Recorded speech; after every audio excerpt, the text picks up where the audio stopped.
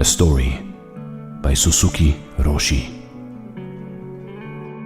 Once upon a time, a professor went to a Zen master. He asked him to explain the meaning of Zen. The master quietly poured a cup of tea. The cup was full, but he continued to pour.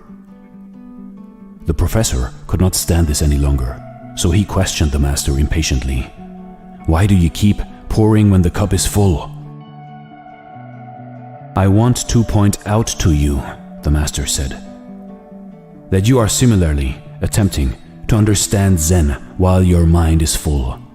First, empty your mind of preconceptions before you attempt to understand Zen. If your mind is empty, it is always ready for anything. It is open to everything. In the beginner's mind, there are many possibilities. In the expert's mind, there are few.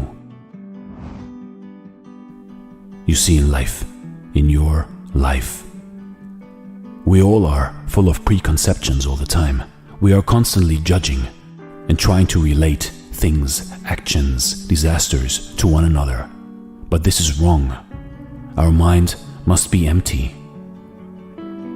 We should not have any preconceptions, and we should take every event, every word, every feeling as what it is. Keep an empty mind, and your heart will be always full. This is Dare to Do Motivation Stories. Thanks for watching, and stay blessed.